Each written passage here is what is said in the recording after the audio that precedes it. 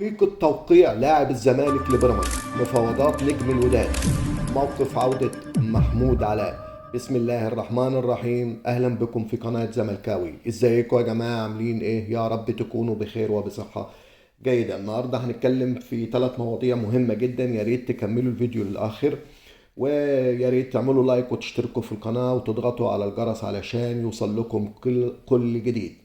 اولا في حقيقة توقيع لاعب نادي الزمالك لبيراميدز، هنتكلم في الموضوع ده.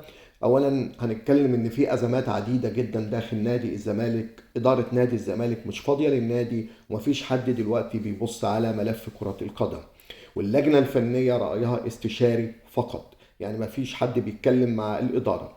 ربنا يستر على اللي جاي وعلى الفريق وعلينا. اولا هنتكلم على سيف فاروق جعفر، ان هو بينفي توقيعه لنادي بيراميدز. نفى سيف فاروق جعفر لاعب خط وسط الزمالك ما تردد عن توقيعه عقود الانضمام الى صفوف نادي بيراميدز، ومؤكدا ان هذا لن يحدث، وان الان تركيزي مع الزمالك فيما تبقى من مباريات، وبعد انتهاء الموسم سوف ادرس الوضع بالكامل وبعدها احسم مستقبلي مع الفريق. واكد فاروق جعفر أيضا استمرار نجله مع الزمالك في حالة وجود رغبة من قبل الإدارة في هذا الأمر، وأكد إن ما يعطل الأمر هو عدم وجود مسؤول في النادي في ظل الأزمة الإدارية الحالية داخل النادي. تفاوضنا مع عبد الواحد السيد مدير الكرة، يعني هم تفاوضوا مع عبد الواحد السيد مدير الكرة، وطلبنا نقل المفاوضات إلى الإدارة، ولكن لا يوجد مسؤول كي يتحدث معه عبد الواحد السيد.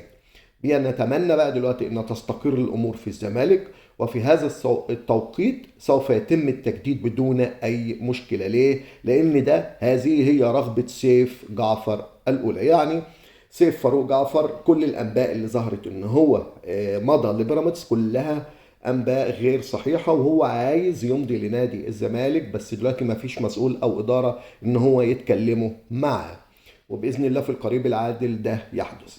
الموضوع الثاني اللي هنتكلم فيه مفاوضات مع نجم الوداد. وفقا لتقارير مغربية، يستعد نادي الزمالك التعاقد مع لاعب المغربي يحيى جبران، لاعب نادي الوداد المغربي، والذي كان هدف للزمالك منذ موسمين، وانتهى عقد اللاعب في نهاية هذا الموسم، وحتى الآن لم يجدد مع فريقه، ومحدش كمان من الإدارة اتكلمت معاه من نادي الوداد المغربي. اللاعب ده كان من ضمن حسابات الزمالك وفقا للصحف المغربية، ولكن الزمالك منتظر مباراتين نهائي ابطال افريقيا اللي هي هتكون مع نادي الاهلي المصري. ده بالنسبه للمفاوضات نادي الزمالك مع يحيى جبران، احنا بس منتظرين الوقت. الموضوع الاخير والثالث اللي هنتكلم فيه هو رغم الحديث عن عوده محمود علاء مدافع نادي الزمالك المعار الى نادي الاتحاد الاسكندراني، الا ان احمد عيد عبد الملك نجم الزمالك السابق له راي اخر. احمد عيد عبد الملك عقب تصريحات تلفزيونيه توقع عدم عوده محمود علاء من جديد الى دفاع نادي الزمالك في الموسم المقبل عقب نهايه اعارته لنادي الاتحاد السكندري. هذه التصريحات اللي قالها بتكون عكس تصريحات نادي الزمالك في ان اللاعب هيعود في الموسم المقبل، ولكن هنا التصريحات متعارضة مع بعض، وده هيظهر في السنة القادمة او الموسم القادم بإذن الله. ده كان النهارده 3 مواضيع اللي احنا اتكلمنا فيهم. اتمنى ان هو ال3 مواضيع دي تعجبكم.